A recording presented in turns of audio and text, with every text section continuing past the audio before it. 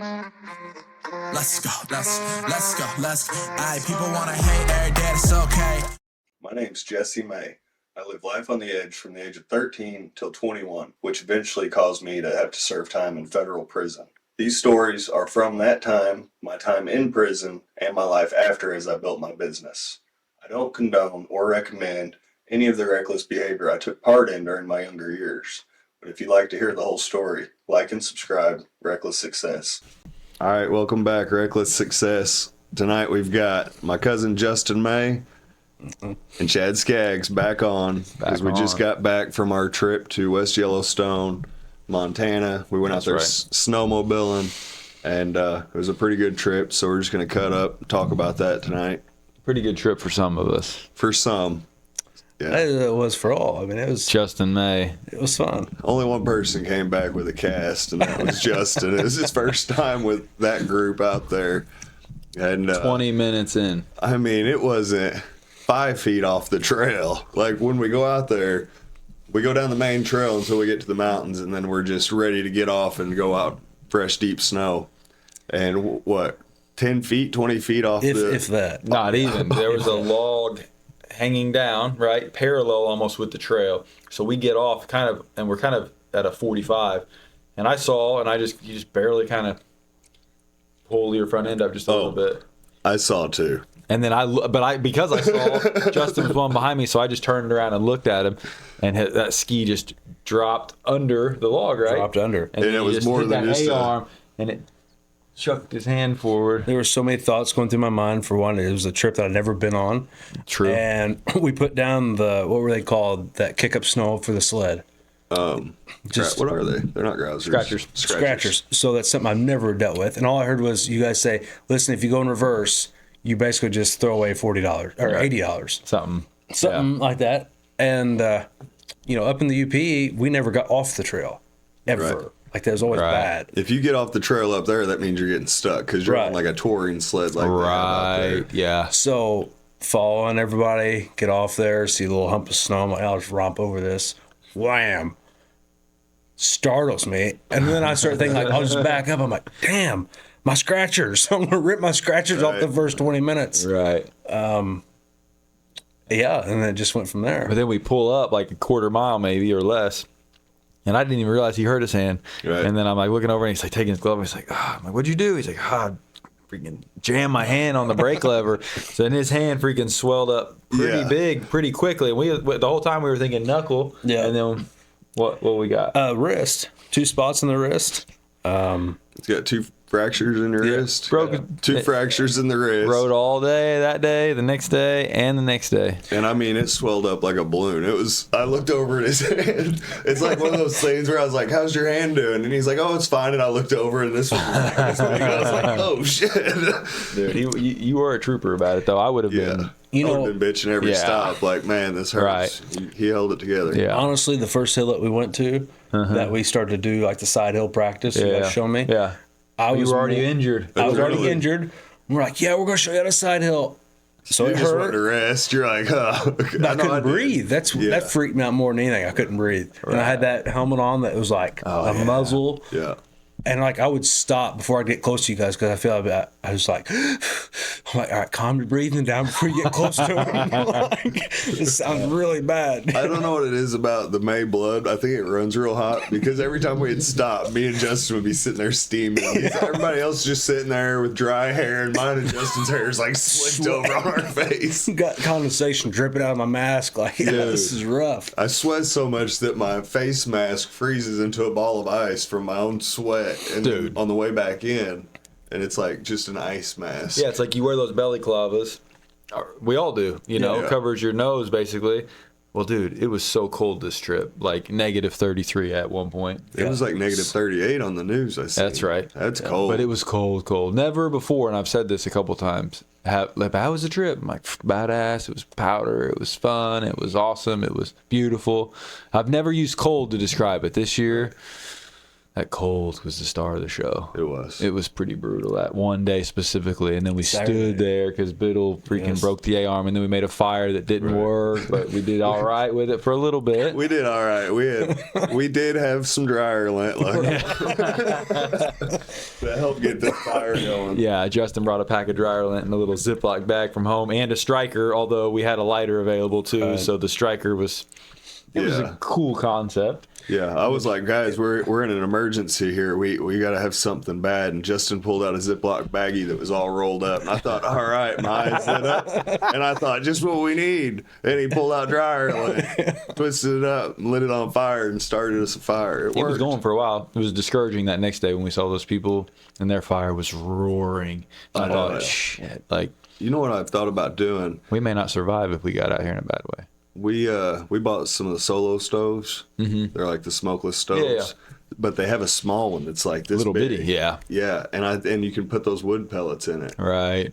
You know that Just spark packing up. one of those in my backpack, and then we want to fire. It shoots out flames out the top. You mean get that thing going and then use it to start another fire, or is that all they're gonna be the only thing that keeps We're us all gonna alive? be, we're It's like, all it's like the size of this cup. It's like a coffee can. Right. Yeah. Well, I mean, I'm gonna have one for me. Right. I don't know if we're all gonna stay alive, but I'm gonna try my best. Man. I don't know. You know, getting back to the trip in Yellowstone, right off the bat, for the first time, Guy being there, I thought I was so prepared. I've been on a sled since I was like 6, but I put the headpiece on for like to be warm. I never had put my helmet on, and when I did, it shoved that rubber stuff up my eyes like chink and chong. You know? And I remember following you guys like, "Where are we going?" And there were so many people on the trail, so I was all discombobulated. My eyes watered because that rubber's pushing my eyes up. I don't even know where I'm at. It was a little weird. That first day was weird because when we got going, I passed a couple people because they were going slow and they were all over the trail. I want to get to that dude from Decatur eventually. Oh my gosh! But I don't even know if I told Lisa about that guy. Right up. So as we're going, I pass a couple slow goons in the trail, Right. and then I'm looking back and I'm like not seeing you guys, and I'm looking for like your red or Jesse's white and black, Right. and So I've got like teardrops coming out of my eyes. Justin pulls up. they're pushing. It's I like can't get on a Christmas Carol. I'm bundled up. And I've never been around that many people on a trail, like in a group. Right. So I like, in the dust from those scratchers, I'm like, I can't see nothing. So I like whip in. I'm like, all right, this is my group. I'm looking. I'm like, I don't know these people. And out So there, then I'm you're thinking, lost. I'm like, yeah. I have no idea where I'm at. And that's when I saw you guys. I'm like, turn right, go in the woods. I'm like, hell yeah, and romp it and stunk, broke in. Right. right off the bat, and you were worried about like keeping up, kind of. Yeah. Yeah. And then we get out in the deep powder, and we're like, okay, don't stop, keep going. All right. It's like it's different getting off in the deep powder because if you just stop right, it'll take off. But boy, some spots you'll just be going and start sinking, and then you end up getting stuck. Like you got to turn between trees or whatnot. When you turn and lean, you might eat down too much and be stuck, Right. especially starting out in fresh powder after not doing it. Yeah. You did pick up the side hill and Rookie of the counter steer. year. Rookie of the year for Yeah. sure. Well, so Literally. then we go to Except when I first came out. Right. That's I was smoking everybody. we go to the first hill. My hands swelled up. You guys are teaching me how to side hill. I'm trying to get used to the altitude. And then all the goons come around on the top of the trail and they block the whole thing. So I'm in the rear following Philip. And Philip like side hill romps up around him, jumps on the trail in front of him. Like, oh, that's cool. I'll do the same thing. I romp, catch a snowdrift, hit the tree, throws me my feet up. I'm like, these guys are pretty like, what goon is this? Yeah. Like, who is this? I always fear that too. Like we'll go ripping past people, and I think, man, or like I done the same thing. I went off the trail to rip past somebody, and right when I got off the trail, it started sucking me towards the trees. Right. So now I'm like really laying it up, and I'm thinking, dude, do not hit these trees as you're trying to pass Right. somebody You on look the like an trail. idiot. No, I took the crown on that one. I smoked it. Took my legs completely up in that big old red suit. And then you got clothesline later. Yep. Yeah, you did. He got clothesline good. I looked over, and he's just riding along, and he's gonna go between two trees, and I guess the limbs were stronger than he thought. Or He went froze. through- yeah, and the sled just comes right out from under the tree, and there's no Justin. And then I see him getting up. He has snow all over his head. Yeah, I'd always see him, and his face covered be up, and it was so cold. Dude, back to the belly flopper thing, just going down the road that day, it was super cold. I had a longer beard, dude, and my beard was totally frozen. Right. It was like pulling. It was like I was like wincing a couple times at like I was like, this sucks. Not just that, but like my head was cold, like my chest was, everything was cold that one day. But what is weird is it's that cold out there, but the gear that we wear, Unbelievable. it is unbelievable. You really can literally have long johns, pants if you decide to, and then the gear. And your hands will still get cold and your face. Right. My feet got cold. Your feet. Unless you buy some good gear like FXR. Hey, sponsor. where are they at on the podcast? Let's get them sponsored. I'm hoping maybe next year I'll have a free set of gear. That's since reasonable. I have bought 2 sets of gear from them now. Full retail. At full retail. Yes, make a note of it. It's hard to be factory sponsored when you're paying full price. It is. My pants were soaked each day I took my gear off. From sweat. From sweat. Yeah. Yeah. Dude, it is wild how much that will protect you. Because this time, I didn't take my helmet off one day or goggles all day. You guys had your helmets off, but mine was breathe. Yeah, I gotta get that stuff off. Breathe. Gasping for air over here. I'll take frostbite on my face just to breathe. Yeah. I did see you riding with your helmet up a few times, and I was like, golly, I know that's cold. Oh yeah. And then we were worried about avalanches the whole time. Right. Like more this year than ever. Like we were keeping up to date with like MontanaAvalanche.com. Right. Like it was definitely a different compaction of snow. It was there weird. was no snow until like the week we got there. So like there was no base, which was kind of cool except for the rocks, which Biddle smoked an A-arm. I hit like 3 on that day coming down that power line. Yeah, that was that was like brutal. all of them. I tried my best to make it look like it didn't suck, but it sucked. Right. Like I was riding once, Phil's behind me, I think, and I seen the rock sticking out of the snow, and it had snow on top of it. Well, I'd been watching those TikTok videos, and I thought, I'm just gonna ramp this rock like it's nothing. I was going at a pretty good clip, and when I hit it, that track just like stopped on it, and I was like, wham! Yeah, there was no jumping to it. It just stopped me, and then Phil's like, you didn't see the rock? And then he got me another time. I look down this hill, and I look at him, I see a rock, and he was like, oh, you're good.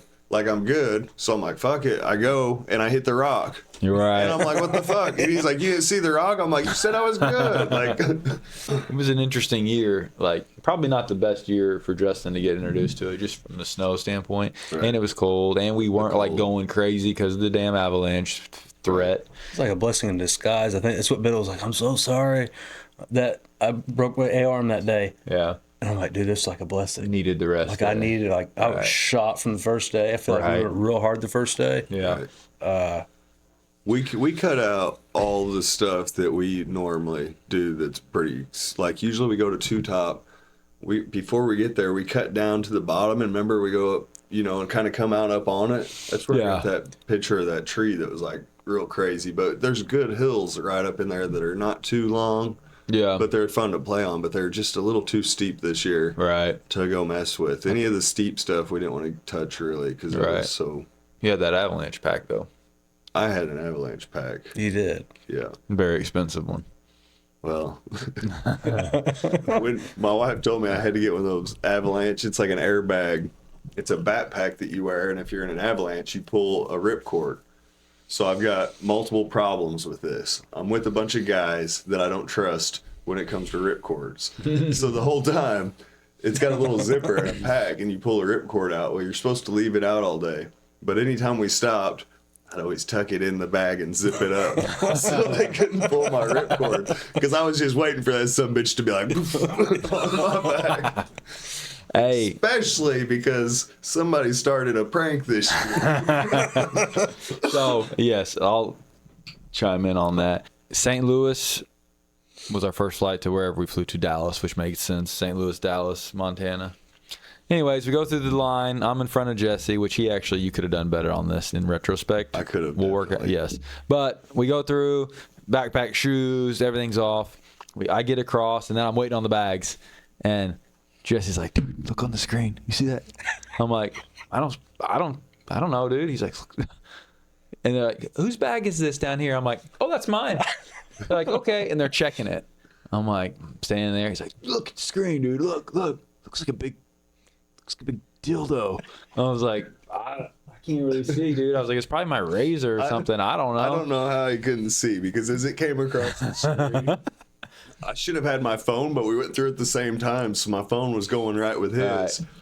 And when we're going through, I see this big old dildo. I ordered a big old 10-inch dildo, stuck it in his backpack in his carry-on when we were at the You did when the we truck. picked him up. I done it at your house when we picked you up. Really? That's Yeah. when you did it? Yeah, I did it You were quick. committed at 5 a.m. Dude, I done it with us all standing right there. That's what was crazy. You put your trip bag in the back, and Yeah. Justin were talking right there. I whipped this big old dildo out of my waistband, stuck it in there.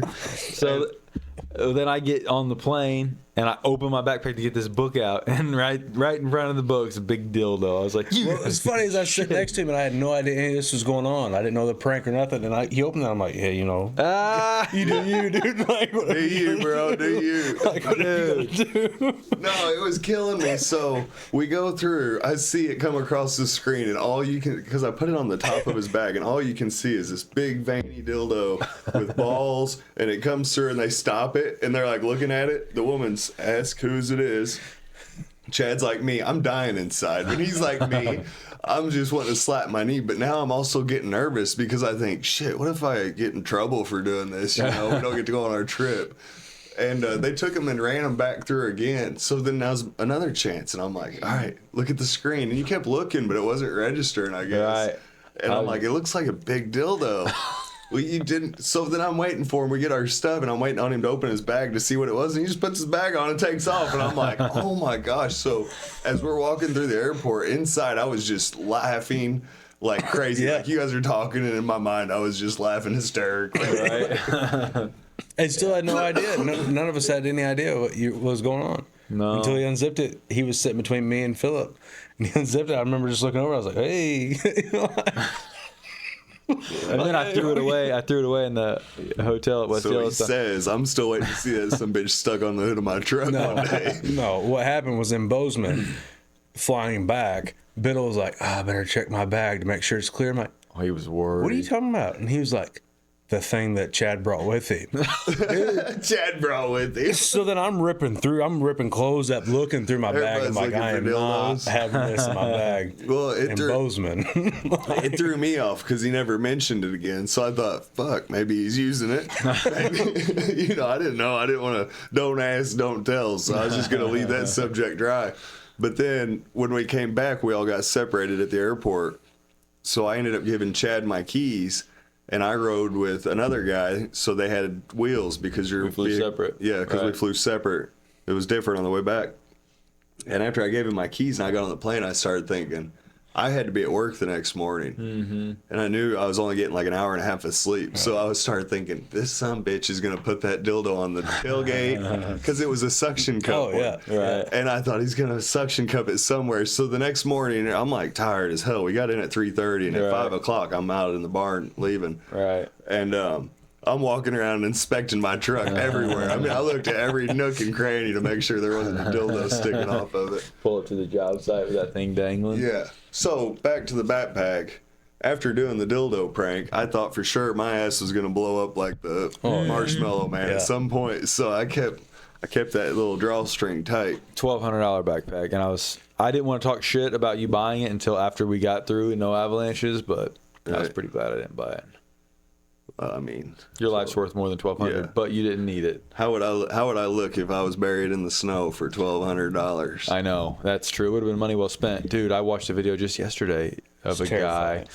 watching a dude, avalanche comes, he watched him, Starts watch. yelling his name? Well, this dude, he got his mic, he got his radio out, and he was like, where are you at? And the dude was straight buried. Snow was just totally packed against his face. As he's clawing out to get around his face, you know, he's like shoveling it out till he finally can like catch your breath. I'm like, Yeah. dude, you got lucky you had somebody there, because if he didn't, dead. So did you see the one I sent to the group? Yeah. In the woods. I see the It was importance all of in the the beacons. woods. So our thing and the beacons. Yeah. But Yeah. our thing when we were out there, we're like, oh, well, we'll just go where there's trees because then there won't be avalanches. don't think Because we're from the fucking Midwest and we don't Right. know. And then I get home and I watch a video and this guy's in the woods and there's an avalanche and it just Probably made it 10 times worse dude, because now you're hitting trees as you're getting carried down. We were on the backside of Lionhead, and there was a tree just like at a freaking dang near flat. I was like, "Ugh, that's been hit by an avalanche." Right. I was at Polaris West one day and a couple years ago, and I was just talking, and the dude behind the counter was like, "You don't sound like you're from the snow." Yeah. I was like, "I'm not, dude." You got blonde hair all waved over like you're from California. Like, Well, they carry some force. I mean, just the videos I've seen of the avalanches and guys getting buried. But like that day that you were in there to buy that backpack, I was like, you know what? I don't have a beacon. I'll go ahead and pull the trigger. And when he's like, price was never discussed. He never said nothing about cost. how you think I feel? And he was like, here's the tag so you can show your wife that you bought one. And I looked at it, I thought, does this say $128? I was like, holy cow. All I thought about asking is if it had like a long like dune How buggy. much was it?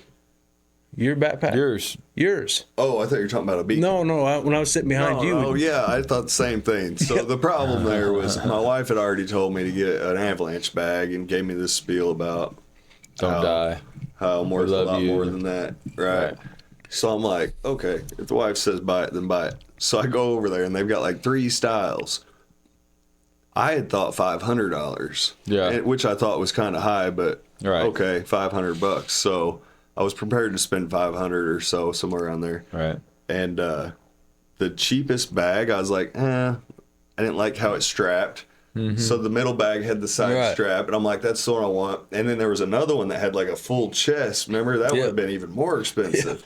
So I'm thinking I'm getting the middle grade bag. Yeah. $700-800. Something. So I've already committed and told the guy, and like Chad said, we're fucking minorities out here. Right. I mean, when we're out there, everybody knows that we're from the Midwest Yeah. until they see us ride, and then they're like, holy shit. Right. These guys are fucking superstars. Top 85% probably. I would say top 90. I'd say that's fair. Even when we go to Lionhead, Right. we're places that nobody else are. That's true. And when they are there, they're sitting by a fire because they ain't doing what we're doing. We're That's up true. there. Right, we're getting after it. We're like fucking billy goats up on the side of the mountain, just fucking. But there's always these like weird relic tracks. So you'll look on the side of the mountain, and there's like bow ties way the hell up there, and you're like, how? Shows you it's possible, but like you're not doing it. You don't often see those people doing it. We've seen it like a couple times. Right, they're almost like mythical beings. Right, you hear them off in the distance. Right. We'll stop out on Lionhead and you hear something like way off in the woods, like a dinosaur growl, and it's like, yeah, just acting crazy. Yeah. I feel like the trail we took to Lionhead on the last day was a homemade trail from the locals. Dude, we took the wrong turn. Yeah. We took the wrong turn. We hit those loops right off the bat, and I thought, shit, There's a lot of mistakes made. we're in for it. I mean, that was we showed up on the back side of where you guys had been. Right, that was... One year, so where we were down on the bottoms, kind of, and we kept saying Lionhead's right there. We got to get on that side of it. One year we went up that bitch, and not where we seen that trail. We were down like where we all were, just chilling around, and we seen it all rocky. We just started up the hill, and we're like, oh yeah, we're riding, and like we're going. So why stop? So we just kept going until all of a sudden we're at the top of this fucking mountain, and we're all stopped, and it's like the peak. Yeah, that was wild. It was wild. windy. It was... We wouldn't have gone up there this year. It wasn't an option. I was trying to think of a way to explain it. You know, it's been so long since I've rode motocross. Right. But the first day that we were there, and when you and Philip, and we got on the back side of that mountain that nobody had been on. Oh, two top. Yeah. It's very deep snow. Right. So when you're that steep, like when you go to commit to turn left, it's a full-on commitment. It's full-on commitment. Like there's no like, oh, I'm just going to throttle. Like, no, you'll just keep going farther down the hill. Yeah. Yeah, you have a tendency to go exactly where you don't want to go. Right. I told you this, and you were like, that is true. If you think about, I don't want to hit that tree, that's where you're going. Right. You know? If you just do it and go, Right. you go. Right. But But if you got to commit. yeah. But like even like with him learning to side hill, we're like, just pull that thing over more because it feels weird. Like you just got to let it eat. Otherwise, The it's worst going to part. suck you over. The worst part is when you go over too far and you think, okay, I'm just gonna put my foot down to like you would on a dirt, something Right. else. If you're taking a curve, you put your foot down. There's nothing there. It's Nothing. even though there's snow, like you just stick down to your crotch, so you'll Right. fall over if you go too far. Yeah. Which I fell off a couple times this year. Yeah, I did too. I think it's fair to have Justin place us all in order, even though he's my cousin. Yeah, don't Justin, put me. put us in order. Don't put me in an order just because I'm gonna feel some type of way. And Guys, don't forget, I you was sub a in, lot of work from us. Not try to like back out of this, but I was in survival mode the whole time. You were just trying to survive. Yeah, I couldn't pay attention to what was going on. I literally wasn't. I didn't give a shit how y'all were doing. I was just trying to survive and stay up.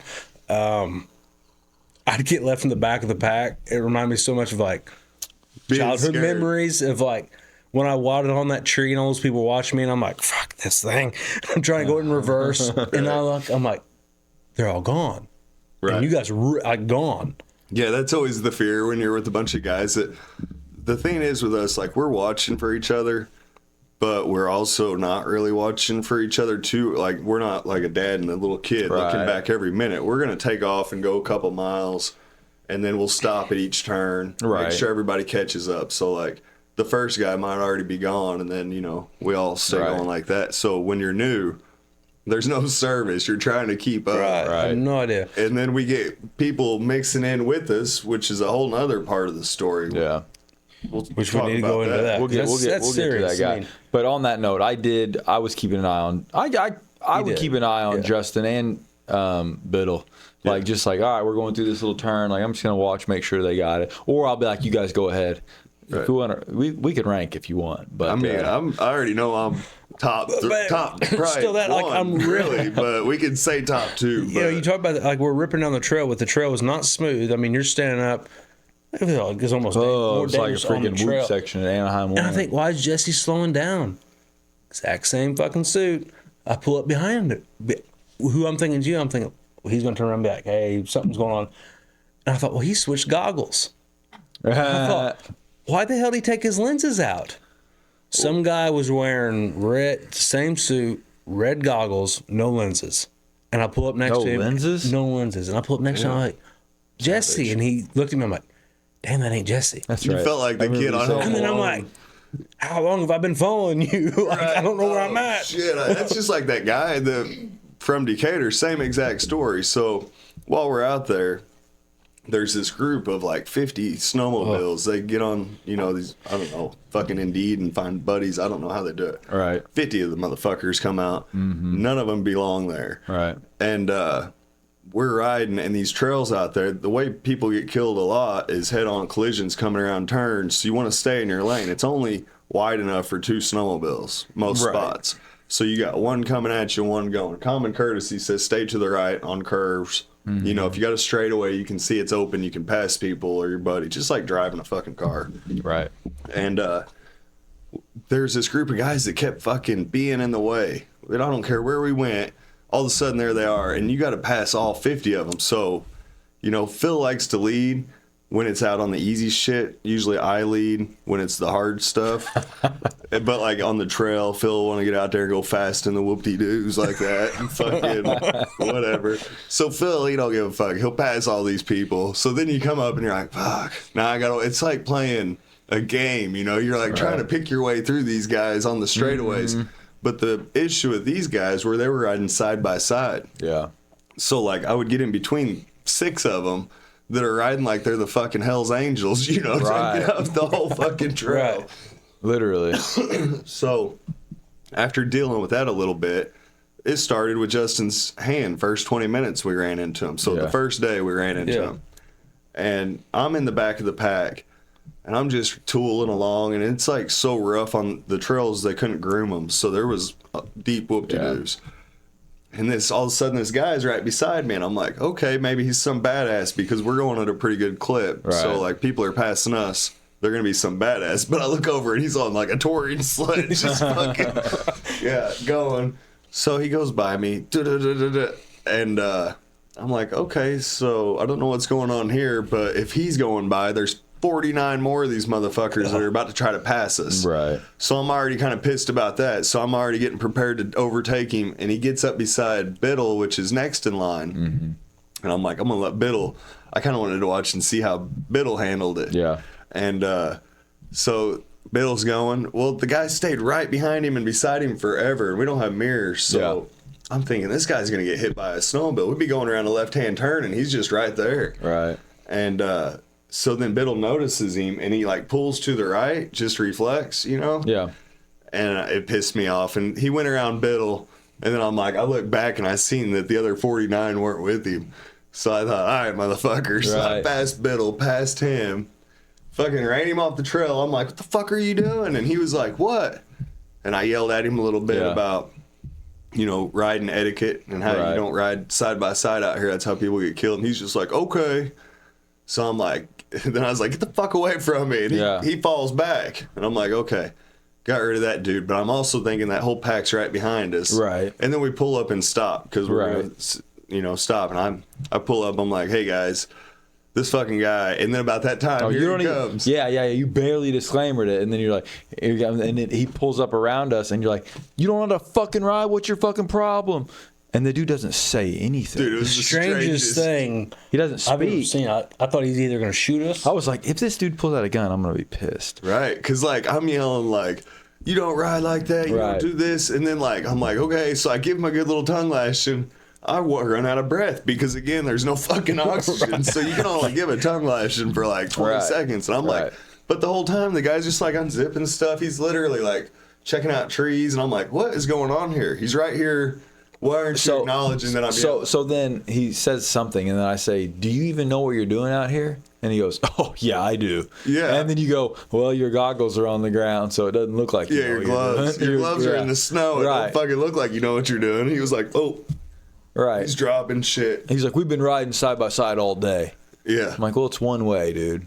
Like I think that's what threw me off the whole like beginning part of the trip, because that was the first day we were there. Right. That we came to the intersection and they completely blocked off the whole intersection. Right. The whole thing. There was like we had to like scurry into this powder to go around. To get past them. That's the riding etiquette they had. They just stopped in a big intersection and completely crowded every all on inch of it. touring sleds, goon squad. Two-seaters. They had helmets like Justin's on. God bless them. I wanted to be like, well, your helmet's goony too, but I had Justin sitting right next to me, so I couldn't say that. Well, he had the helmets from like the 1970s motocross with the big old flip shields. When they flip up the fucking front of the helmet, you know, Right, you know they got. They're from the Midwest, but like probably another 10 years older. Well, no, because so then he's like, where you guys from?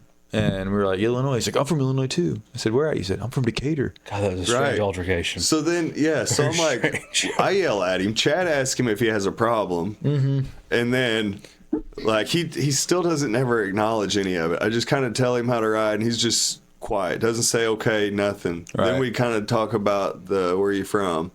We come up with that he's lost. He's looking for his buddies. So he's probably panicking inside. He's from Decatur. Yeah. He don't know how to fucking ride. Right. He just pulled up to try to get these guys to help him, and all of a sudden they're yelling at him. Right. Yeah, so. Mind you, everybody, this is like the first 30 minutes into our first day of the trip. True. Right. You got a broken wrist. I remember taking my helmet off and thought, if this guy wants to fight, I felt like I'm about to pass out on him. I felt like Sasquatch in my big red suit, like, watch out. Yeah. But this is the first 30 minutes. I'm thinking, what the hell have I got myself into? This is nuts. It's action packed there at the beginning. It was action packed. So then we see him the second day on Powerline. Okay, so we'd already fixed the air arm. I think we're on the way back, and we see that dude sitting down on a touring set, flying down the trail, and he goes up the hill on Powerline. And I was on the side of the hill. You stopped. Yeah, so then we go to Powerline, which is a good part of the trip. Every time we go to Powerline, it's terrifying. Inside, you're screaming, don't go, turn around, because every time somebody fucks something up. Right. So much so that right before somebody fucks something up, he said, this is where we fuck shit up. He said, this is where shit gets broke, boys. That's exactly what he said. did, yeah. We stopped when we got to Powerline, and our buddy Biddle, who's kind of like, not a worrywart, but he knows that shit's about to get broke. Right. He's like, we're sitting there, and he's talking to Justin, and I can kind of hear him. He's like, you want to turn back? Slow down. Slow down. He's like, I'll turn back with you. And I'm like, what are you two talking about over there? Oh, nothing. No. But I got too many people depending on me back home. he had a lot going on back home. I was like, well, yeah, I understand that. Right. My wife and kids wouldn't know what to do either. No. Anyways, we love him. We love you, WB. But He says this is where shit gets broke. Yeah. We didn't make it another 5 minutes down the fucking trail. So I'm going up this hill, maybe in like third, and I'm out of nowhere, dude. Boom, nick a boulder, but just barely with my ski. Boom, but it shoots me right. Right. Shoots me right. I just 180, go back down the hill, thinking I'm not fucking around. We're in a serious little spot too. So I'm gonna go back down and start over with a different route. As soon as I do, I'm watching. The Alpha leads from the back, and I look at Biddle, and I'm trying to flag him. Boom! He smokes that one, but he didn't hit it with his ski. He smokes it with the A-arm, dead on, and it shoots him off. And he just So basically, these guys are going up this hill. The first guy is Phil. He likes to be in the front because we kind of let him.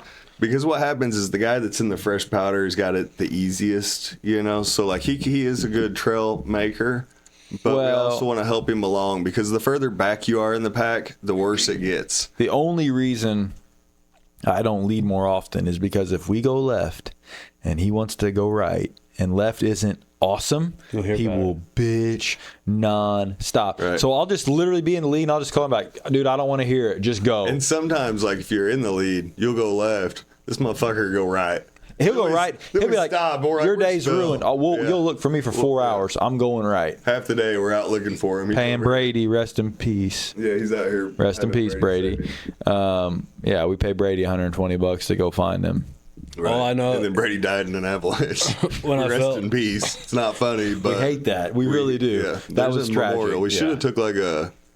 Dude, as we're driving, it's like high red X, high avalanche alert, and then it's like you're not. Are you blinking? And like nothing happens because we don't have beacons on. I'm just thinking like, this is so stupid, you know. Every time, and we just keep on going up the mountain, and then I'm like ready to go up the line head, and you and my brother are like, it's dude, we can't see. We're not going up there. I'm thinking, thank God someone said it. Up that ridge was not a good idea. No. I mean, the snow wasn't right for that. It was too, because when we went up that ridge, the ridge of Lionhead, we went up the center of it. Mm-hmm. And there was a lot of snow, but you would hit spots where they had got stuck and stripped it down to the just rock ledge. So with the snow we had, that would have been. the problem with today on Powerline Day is that when the three amigos were at the top, I remember Phil saying, you shouldn't be up here. You should be down there where your sled broke. And I felt like I walked like 3 inches taller. Like, that's right, son of a bitch. Hey, someone riding these sleds. Right. So, what I was saying that whole story led into is Phil gets up to the top because we let Phil lead. And then Justin, he was behind him. He popped right up it. Mm-hmm. And then I'm in the back because, like Chad said, Alpha leads from the back. So Wes goes up, Chad goes up. I see him shoot off, and I think he's just going to have to do it again. You know, that happens all the time.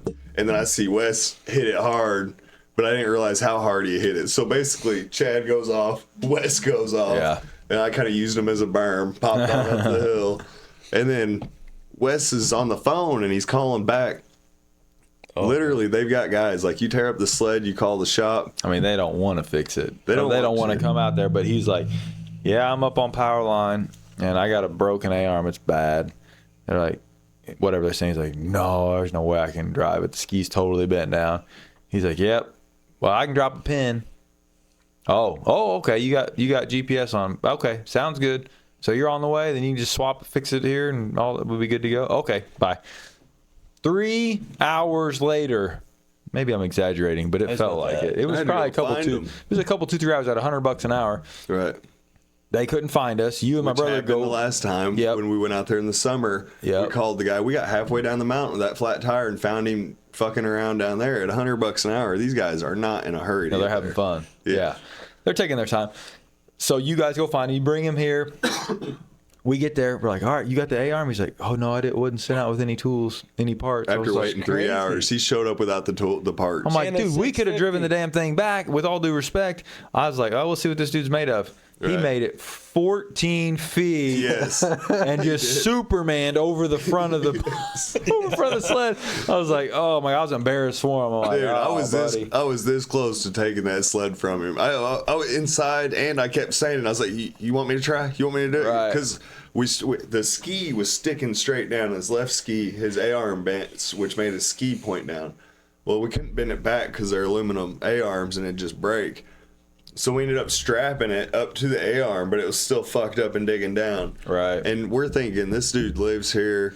Like, we already know that we're pretty badass when it comes to this stuff, but when we know people that are at the main place are coming, we're thinking in our head, like, they're going to be better than us, right? Yeah, they're going to do anything. And like Chad said, he's like, well, here we go. And the dude got on it, took off real fast, made it 14 feet. He said, I guess you're going to find out how good I am. Yeah. And 14 feet later, he's on his head. I was like, launching "Ooh." over the handlebars. We're like, okay, we pull up. He did it like 2 or 3 times, did. It though. was He'd make it brutal. another couple hundred feet down the trail, and then that steep dig, and he'd flip over there. Like, but you should have brought that A-arm. That was Saturday. That was the coldest day. Yeah. Yeah, that was when Saturday morning I was literally in the room thinking, I'm not going to do this. This is crazy. My hand hurt so bad. It was swelled up. My wedding ring was tight. I thought I was going to have to cut my wedding ring off, so I didn't. Right. You said And I took some ibuprofen and about 5 shots of Fireball. Come At on. like 9:30 in the morning, I'm like, ready to rip. Let's go. He goes and buys a big old candy cane. He's like, this will get me through tomorrow. Right. He's a bad influence because I never ever drink when we go snowmobiling. But you know, when in Rome or your cousins out with you, Do on as trip, do as the maze do. right. He busted out that Fireball. My eyes lit up. You give me one of them. Yeah, I thought, damn, I didn't know we were drinking out here. And he's like, yeah, and he pulled out about 20 of them. Let me get Justin one of just those. take it and just turn it, bite on the lid and just down the part devil's about it hatch. is like a fucking donkey drinking out of a can, you know, just That day or when I hit those tree branches, I was like, oh, those look kind of limber. I'll just rip through there. Dude, they're like steel post. Took me right off. And I laughed. I thought, I didn't feel a thing. Let's go. Wrist just dangling. right. God, that was. You That were a was trooper. brutal. You were rookie of the year. All right, so this needs to serve as a guide for anybody that's cool that wants to go to West Yellowstone. So we need to talk real quick about Running Bear Pancake House, eat breakfast there. We stay at the Days Inn, which is not great. No offense to Days Inn, but it's just. You think it was great? Yeah. I think it's a good hotel. It's for a it's a trip, basic. for a guy trip. It's like we're going there to sleep. Yeah, for it's the $100 price. $100 a night. That's true. I want to redact what I said. Days Inn's a nice place. All the staff was great. Breakfast was pretty good. It's not bad. Biscuits and gravy were good. Yep. Yep. Running Bear's good, not great, but it's good, and it's a good experience. Buffalo Bar for dinner's great. Slippery Otter's good. Hank's, new place we found. Hank's was good. great. We went there twice. Yep. Hank's for dinner's great. That little Italian restaurante, I forget the name of it, but it they're just like says straight literally from Italy Italian or restaurant. They're from Romania. But we'll take it. You know what I mean? Yep. That's a good place to eat. Gusher for pizza is a great place to eat. Did you say the Oyster Bar? Slippery Otter. Slippery Otter. Yep, that's a good place. Yeah. They got side salads for $4.99. Some people won't splurge. We went out there one year with, I mean, we're on like a trip that's costing, you're looking to G's spend minimum. a few G's. And if you're buying gear, you could go up to like 5. And so we're dropping a lot of money going on this trip. And we went one year and this guy's like, how much is that side salad? And the waitress is like, it's $4.99. He's like, Better. better not. Like, what the fuck? $4.99? You don't want to get the side salad? Better It's not. like $4.99 for a salad. What do I get? The whole fucking head of lettuce? Like, shit, dude, that's pretty fair. That's a side fair salad. price, right. Yeah.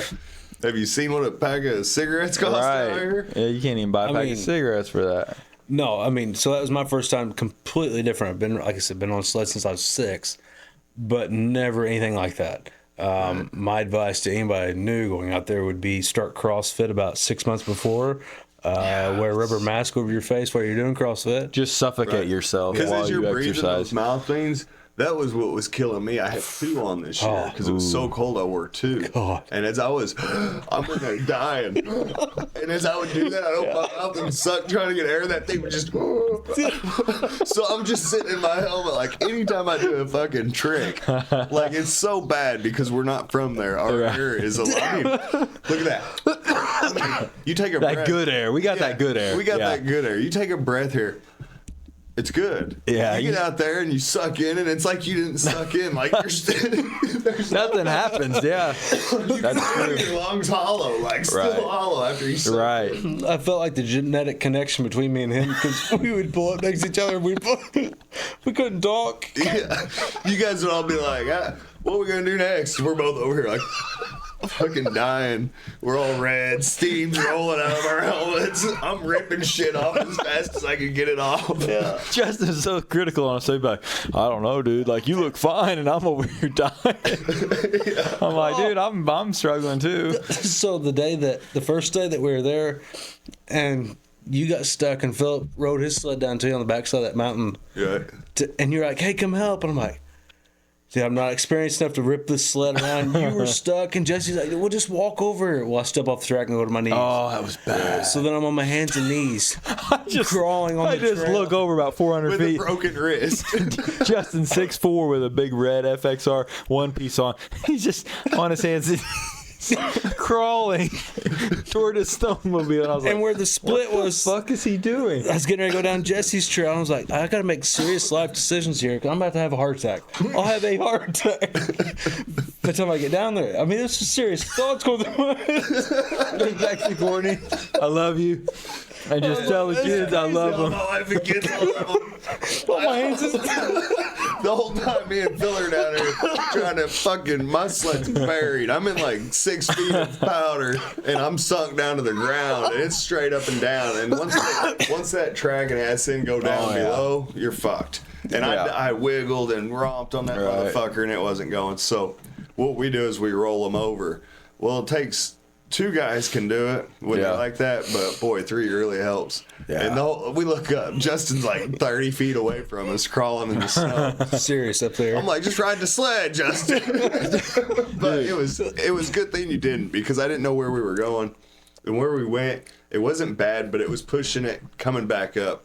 Like it was one of those hills where we came back up, and my speed dropped down to like 1 mile an hour. Yeah. And it's just eating, and I'm thinking, come on, baby, don't stop now. And it made it, but I was thinking I wouldn't want to do that again. I'm going to send Lisa a picture of where we were, because I took a picture right there. Mm-hmm. So before, like, you were already stuck, but then my brother, like, rerouted to come back down to you. Right. So I followed him, but he went left, like, here, and I went left 20 feet past him. There was a big cove of trees, but I just went left around. I'm thinking, like, there'll be an opening. Right. I go around the tree. As soon as I go left, all the way around, there's just a wall of trees, like a semicircle of trees. And I was just like, shit. So I just stop, and I'm stuck. Yeah. There's nowhere to go. So then I'm stuck. You're stuck. And Biddle's, you're still back there. Biddle comes up to me, and I'm like, don't go left. You know, I'm waving him. He stops. He's safe. But he gets me out, but then I go up and back around to Biddle, and then we're looking at Justin crawling, but then I'm looking. So then Justin finally crawls up to his sled. He comes to us, so it's the 3 of us. So I call my brother. I'm like, where you at? He's like, I'm at the bottom of the hill, dude. Come down here. Meanwhile, we're looking at death, untouched powder, and I'm like, dude, I don't think you are where you think you are. Oh, yeah. And I don't want us to go down. Oh, that'd been scary. And then, you know, I was just thinking, like, if we all die in an avalanche, I'm going to be pissed. Right. You know? It was definitely... So I started to go that way because I thought that looks good. Because it's weird in West Yellowstone. You'll go, and it looks like it's going to be just a drop-off until it's too late to turn around, and then you get up there, and it's not that bad. Right. You're like, okay, this ain't that bad. So I was thinking the whole way that's how it's going to be. And then I got to it, and I look, and I'm like, fuck. It was one of those long, steep ones. And I'm like, well, I can't go back now because I just got unstuck. The only way to get unstuck was to go downhill. Yeah. And now I've changed my grade to where it's a lot steeper. So I'm like, fuck it. We go down, and then he calls you because we stopped at the bottom. It was one of those ones where I got to the bottom, and it's the same thing. It kept going down, but it was a spot where I could turn around. Yeah. But in my head, I'm thinking, fuck. I'm gonna have to get this guy unstuck. Right. You know, he just got done helping me get unstuck. And I know he ain't gonna make this fucking turn because it was a difficult one. And somehow that motherfucker pulled it off. My brother? Ripping up that hill. But he did fall off. Yeah, he's like, I Superman that bitch all the way up the hill. He turned too tight and went off the sled, and he said he just held on and kept pinning it. He said he was coming up the hill, and his legs were flapping off the end of the sled. He said he was just letting her eat. Yeah, that was a good little time. And then day 3 was Lionhead. Man, it really wasn't a true testament to how awesome that place is. No. Like, even when we went to Lionhead, we went the wrong way up the gnarly single file trail. Backside. And then we came back, backtracked, and then we went up the normal side. Well, as soon as we get up there, that's where that video was where we were climbing that hill. You and I, from the couple years before. Well, we didn't even go over there. We were just like, oh fuck, we'll was get an too- avalanche. You know, and whether we would have or not, it put a damper on our trip. So Justin, don't let that be the last No, time you go. I was fulfilled. It gets a lot better. Good. Well, you asked me the last day. Justin was like, we were sitting kind of in that cool spot where those up that hill. He was like, "Are you fulfilled?" Because my brother was like, "All right, it's time to go back." He was like, "Are you fulfilled?" And I was like, I guess I am." And then when I got back, I thought, "I'm not fulfilled." Like, damn it, this was not as good as it could be. Right. You know, It definitely wasn't our best trip, but it was a good trip. it was a fun trip too. It was Yeah, a good trip to get Rookie of the Year on. that's true. It was. I mean, it was Because weird. It some was of weird these trips, dude, conditions. we take the rookies like that one trail, that one hill where we're back towards Two Top. We're in that area. And it's just that fucking hill that goes up, and at the top you just do a circle and come back down. Mm-hmm. That bitch is pretty serious. It's That's serious going down it. That's a long ass big hill, dude. We didn't even touch that this Going year. down, it's scary because that trail is running perpendicular to it. Yes. So you're scared that you're going to get freaking T-boned by some you're clown from sliding. Decatur when you're coming down. Yeah. On this hill, there ain't no stopping. I mean, No. they went down it enough in the center that it's a fucking bobsled. You just go Right. straight down it. The one year I didn't do it even, but then one year I did. When we got to the top, you guys all did a circle, and I didn't know that's what was going on. And I'd turn left, and I run right head on into everybody, and it's just this tight little area at the top of this big ass hill.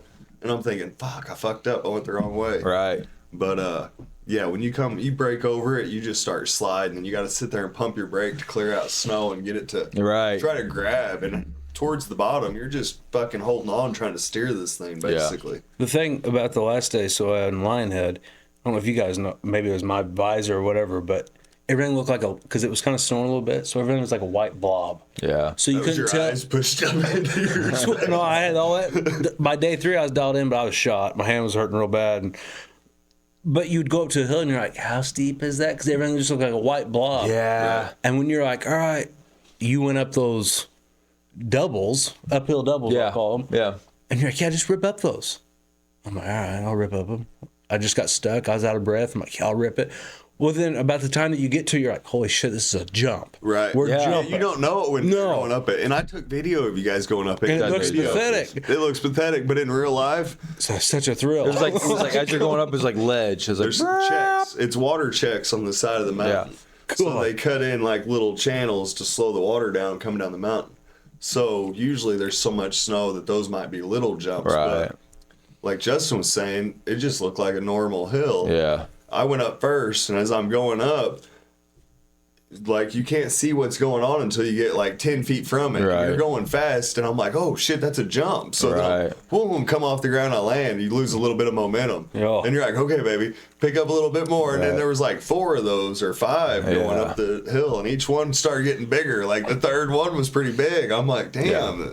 am I gonna make it? That was fun. Yeah. That was a fun spot. And then we talked about how we were going to play on it. And then we all turned around and went the other direction. Well, that was Oh, our it's time last. to go. That was our last thing. Yeah, it was time to go. It was like 3. We had to have the sleds back at 5 when we were in BFE. But So- I mean, that's one thing I will say is that no matter what videos you watch of professionals, whatever, it does no justice to being on the sled doing it. Like I was like the 4th one to go up those hills, Yeah. and it didn't look anything. Right. And then you're doing it, you're like, oh, good lord. Yeah. Right. That's true. It is wild. I mean, It blows my mind when I watch the videos and it does look like they're on the side of the mountain. I'm like, those dudes are in some Imagine serious how shit. sketchy Like that must they be. got trees and the dude stops and looks down and you see all the trees going straight up. You're like, Death, that right. dude's fucking nuts. You can tell. You can just hear it in their sleds. Oh yeah.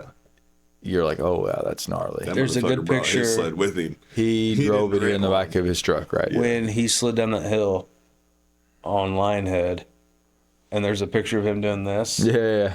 and somebody, I don't know who took it, but you look like a little bitty person. I took it. Right. Yeah, You yeah, took yeah. it? Yeah.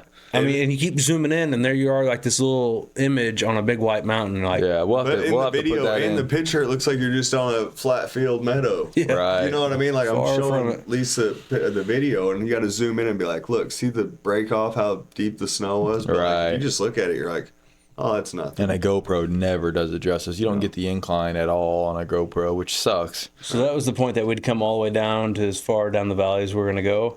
And I remember going down the hills like, this is pretty wild. And then you're like, yeah, we ain't going to make it. We're going to have to go back out. Yeah. Yeah, Yeah. I knew. oftentimes Phil will get lost. We'll go down a ravine. We get all fucked up, and it takes us hours to get out. The next year when we go back, Phil will be like, "Hey, this is a good spot over here," and I'm like, "No, dude, that's the spot that we all got fucked up in." No. We've been here last year. Yeah. Or, I'm sorry, this year. That last time you were like, no, it's the dead end down there, and you're like, no, this is the way we got it. He's like, why would we go all the way back around? We could just go and cut down here and cut across, and we're back where we started. I was like, that's actually kind of true, but I don't know if it's gonna work like that. And then we go down that big ass ravine, get to the bottom, turn around. You fell off, Stuck. Yeah, you got stuck. Yep, and then Biddle got stuck. Everybody's getting stuck. Right. I just tell them. You know, Biddle's like, this is where shit gets broke. Well, I'm like, this is where we got stuck. Right. No, this ain't that spot. And everybody just goes in and gets stuck. I'm like, come on, guys, let's go back over here.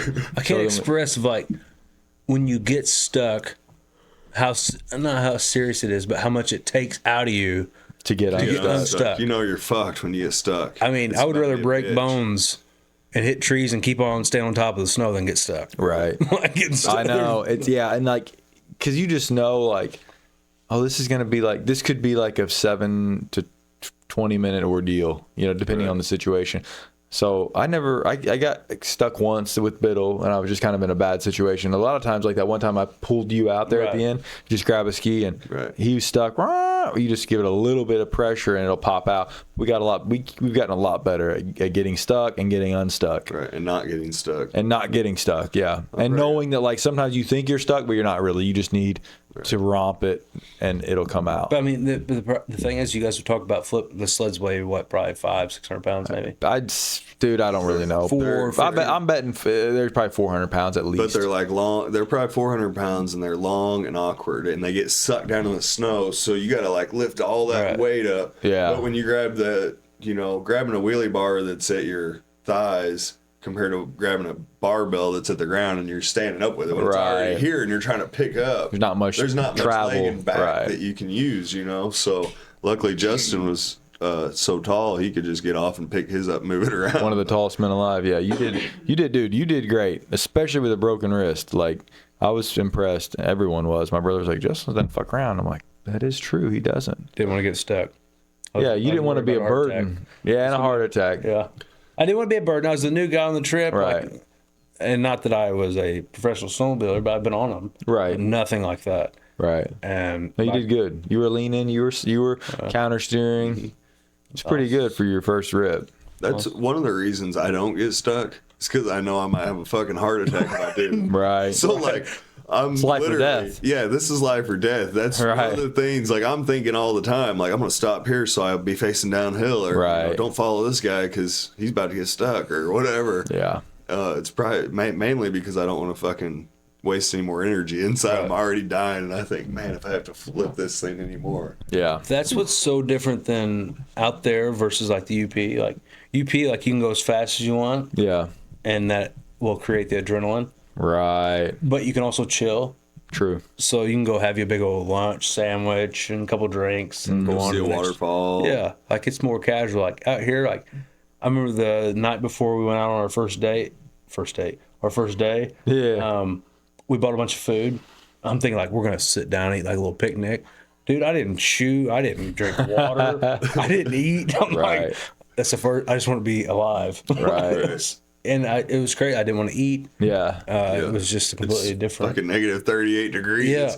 That's what Lisa'd be like, oh, well, record more, try this. And I'm like, all right, so I'd try. I mean, I've got all this recording gear. I got the Insta, the GoPro. Right. So at night, I'd get the shit all ready. And the GoPro without a case won't work out there. It's too damn cold, yeah. So I'm thinking I'm going to keep the GoPro and the batteries in my inside pocket where I'm sweating. Mm-hmm. It's going to be warm. I get out there, I pull it out, and right when I pull it out, like the sweat that's on the screen, because like your phone screen's all wet from sweat. I pull it out, and this shit's an ice ball. Right. I'm like, what the fuck? My screen, I'm scratching ice off of it. And then I try to turn it on, and that GoPro will not work. Right. You're like, this GoPro sucks, dude. GoPro battery's sucks. dead. Yeah, it did. And then the Insta360, it comes with a selfie stick. Mm-hmm. Well, I'm too fucking lazy and out of breath and tired to take my backpack off and get in it. So I go to other people and I turn around and I'm like, grab that. Right. We open this and get that. Well, at some point, my selfie stick fell out. Oh, really? So now I got the fucking camera without the stick. Right. I was all fucked up on recording, so sorry about it. Yeah, we didn't get a lot of good footage, but it was just too cold, dude. Like, I barely took my helmet off total. Like, that one day, not at all. And, like, I may have taken it off, like, 3 times throughout the whole trip during the day. Like, I was just like, I ain't taking this off. I'm staying warm. And now my goggles, I didn't want to take them off. I didn't want to get them compromised and foggy. And yeah, there's a lot that goes into it. Like, when you stop, you got to, you know, there ain't just calling your wife and being like, oh, yeah, we're on top of the mountain. No, you got to think, if I take my goggles off, then when I put them back on, they're going to be iced over. Mm-hmm. So do I want to leave them on and keep them acclimated like they are? Like, these are all critical things, because when you take off and your goggles are frozen, all 4 of your buddies take off and you're like, you can't see shit. Just take the goggles off. Just roll with it. Yeah. But that's where you guys need the rubber muzzle. That's right. That's where I never fogged up. You look like Bane out there with your face covered. Right. It was rough. Yeah, that was. The only thing I noticed is that the Saturday when it was real cold, I guess from the condensation of me breathing so hard that it was like dripping onto my neck vest. And then it was froze. I thought, why is my neck so cold? And I'd touch it, and it's like hard steel. Dude, it's froze. My nose and cheek right here had like frostbite, legit frostbite. Like, I was like, damn, I'd never had that before. Mine on the, I think, first day that we went out, coming back in, I was all sweaty. So my, what is it called? Belly club, yeah. Was all wet. Well, my neck's wet, and then we came in and it froze. And it was like having an icicle on my Adam's apple. So I got to the gas station, and the guy looked at me, and he was like, damn, that's bad. And I was like, what is it? And he's like, you're purple right there. He's like, oh, you look good. And I'm like, shit. So I get back to the hotel, and I look, and my Adam's apple, where it was on that ice thing, was just purple. And if I moved my Adam's apple, that skin was just purple there. And I thought, oh, no. Yeah, I looked 75 years old when I came in at the end of the day. Like, I'd look at myself in the mirror and be like, Jesus Christ. I was just like beat red, like fucking like scraped up. And do you remember the day, I guess it was Saturday, I told you I thought that somehow I got snow in my boots and it melted? Yeah, he just is like, dude, I think I got snow in my socks. Like, he about took his boots off. He's like, there's something in my boot. So we get back to the room. I take my boot off. There was no snow in my boot. Mm-hmm. There was nothing, and I still have no feeling in my big toe. No, yes. You're like Mr. Deeds. Yeah, I mean, it's like, let me hit it with a hammer, see if you feel it. No, I take no. He's like the butler off Mr. D. Right. It's great. Yeah. Why would you do that? On the next podcast, we'll have Justin put his big toe up here. We'll take turns whacking it with a baseball bat. No, it might take months, but we'll get that feeling back. I feel like there's like water around it. It was the funniest feeling when we were out there that day. Dude, it was brutally cold. That the was next no day joke. You put bags on your feet. Did it help? Oh yeah, you put the plastic bags. Ice bags. I put Walmart bags in my boots, and I put my feet with socks on. Right. By then it's too far gone. I thought my right foot was in a water bed. Right. My left foot was good, but I don't know. I will give it to FXR boots.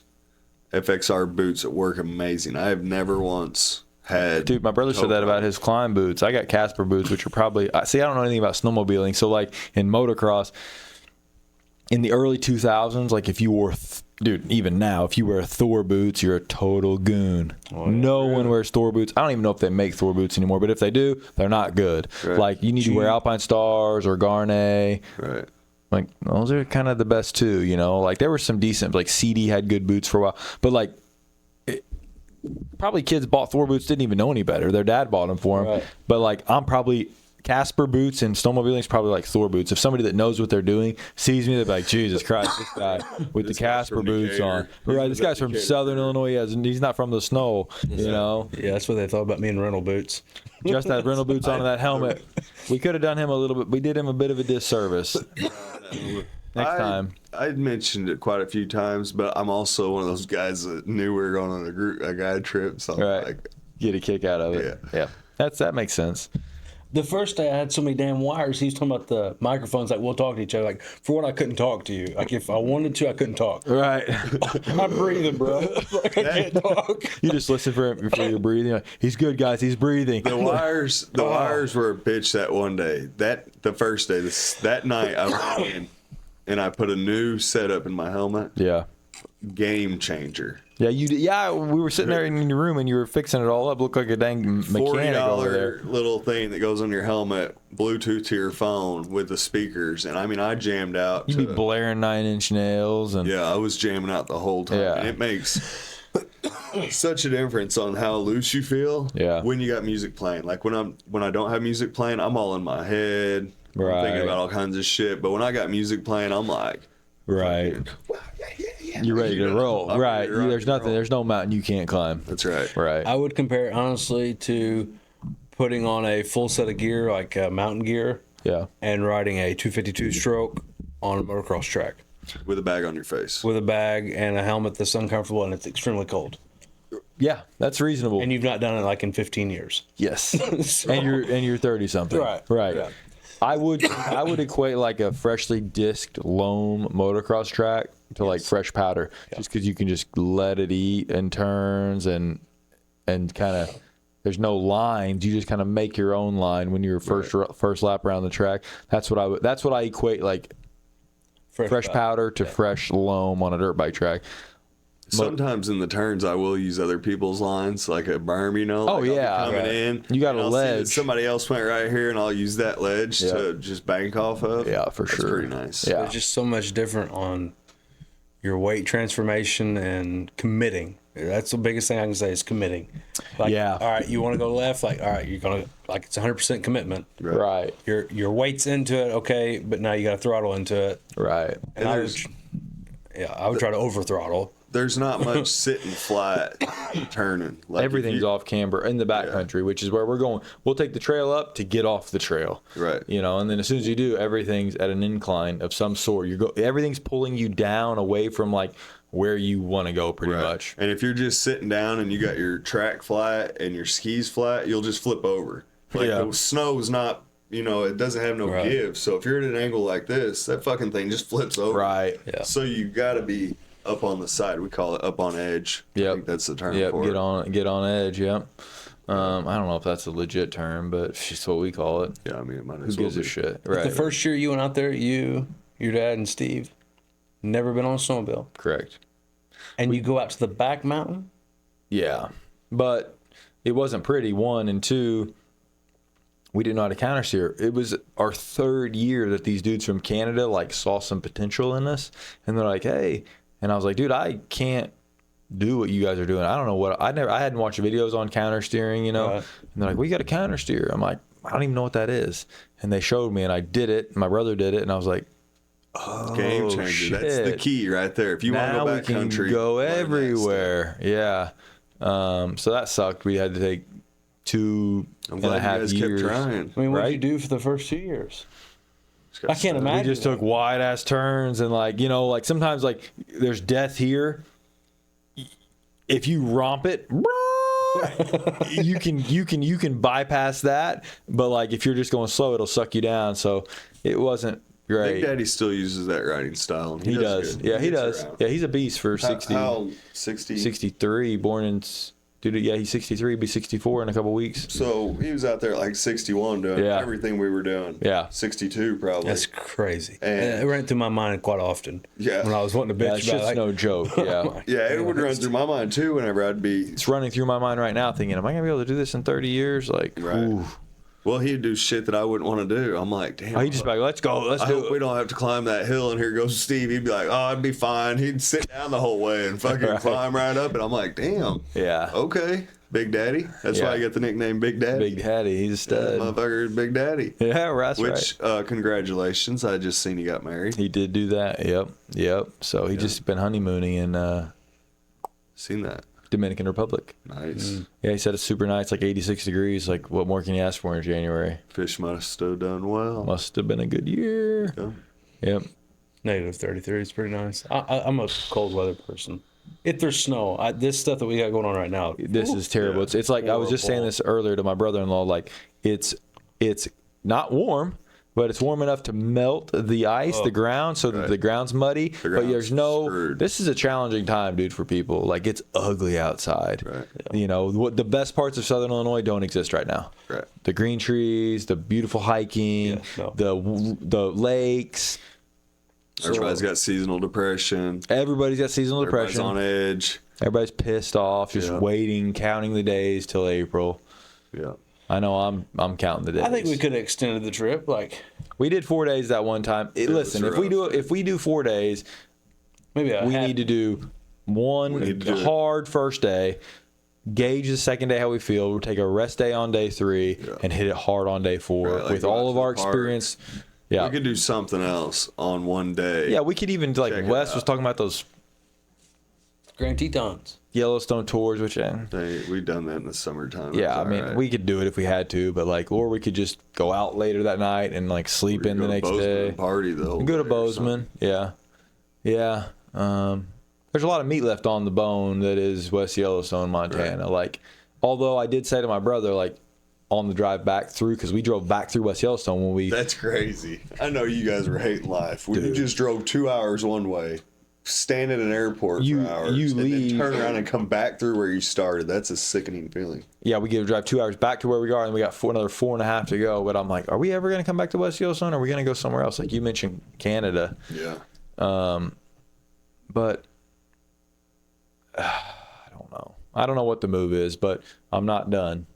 No, I think obviously. Yeah, we gotta go should. But we might want to check because I mean West Yellowstone's fun, but we've done it enough that we might be able to step up to a little bit bigger boy level and go to BC or something like that. All I'm gonna say is like I feel like you guys kind of got this like experience, but there's a lot more to be explored. West Yellowstone. So, otherwise, you're gonna feel like myself on this last trip, like completely lost, just hanging on for God's dear life. That's true. We know a lot about the area. I don't know how it is in like Canada. Do they like say go here, don't go here? Right. I don't know. We'd have to go with somebody, a guide. Yeah, probably. Right. Which could be cool or could be not cool, but it's just completely different. I mean, I would like to take him to the UP.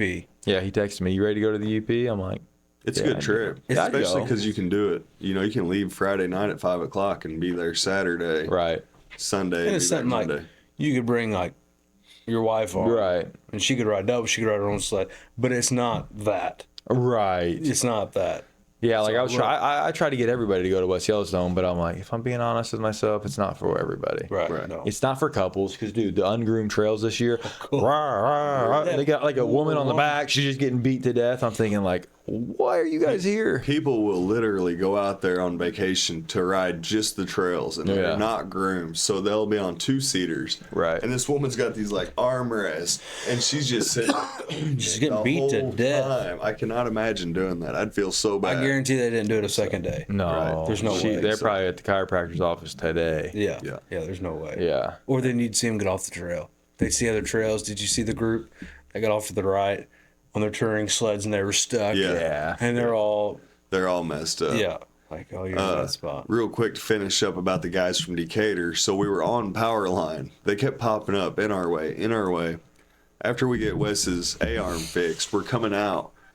And we get to a spot where the hill's pretty good. You know, it's not too crazy, but it was challenging. You had to know what you're doing. As I'm coming down the hill, I see the group of guys. And they're all down here just stupid and coming already. You know what I'm thinking? Are you going to wait till I get down or what? Well, the guy starts coming up. And it's like a 1-lane trail. Yeah. Unless you're damn good, you better something. So I just get off to the side as much as I can and stop. This dude comes up sitting on his ass, comes past me, turns, goes over here and just walks. And we look down and it's the group from Decatur. He's like, "Hey, I'm the guy from Decatur from the other day." We didn't even respond. We just stood there like idiot. Yeah. On that note, boys, I gotta go. Okay. You don't end the podcast on my behalf, but thanks for having me. This is great. Chad's got a cut. Appreciate it, Chad. No problem, dude. Thanks for having me. All right, guys. Well, we lost Chad, which I feel like it's been a pretty good episode, so we'll go ahead and wrap it up there. It was good having both you guys on. I appreciate you guys having us. It was a fun trip. It was. You're more than welcome to come back every year. And I'm kind of down to go on another little trip if Ellie will let me get away. Yeah, it's in the works. Right. But, all right, guys, we'll see you again next week. Make sure you go to YouTube, Spotify, Apple. Please subscribe. It helps us out. And we appreciate your support. Thanks. All right, guys, we're going to wrap up. You can follow us on TikTok and YouTube at reckless.success, Instagram at recklesssuccess, We're on Spotify and all major podcast services. Hit that subscribe button, please. For more information on May Excavating, check out our website or TikTok. That's a wrap. Thanks.